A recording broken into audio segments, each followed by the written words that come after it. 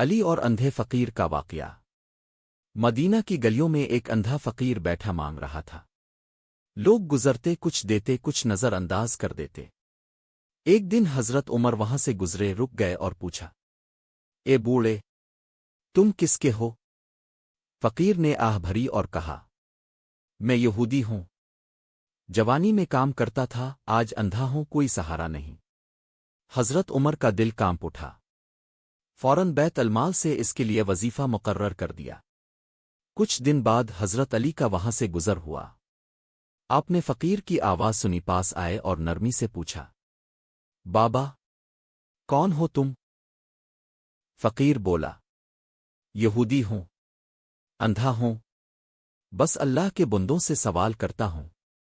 حضرت علی کی آنکھوں میں آنسو آ گئے۔ آپ نے فرمایا، جب تک اس میں طاقت تھی ہم نے اس سے کام لیا، اور جب کمزور ہوا تو چھوڑ دیا۔ یہ انصاف نہیں۔ اسی وقت حکم دیا کہ اس فقیر کو بیت المال سے مستقل وظیفہ دیا جائے، اور کہا، یہ بھی اللہ کی مخلوق ہے، اس کی عزت بھی ہماری ذمہ داری ہے۔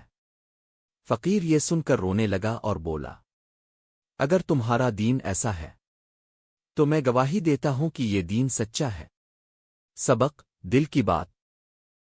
مولا علی کا اسلام صرف عبادت نہیں، انصاف اور انسانیت تھا۔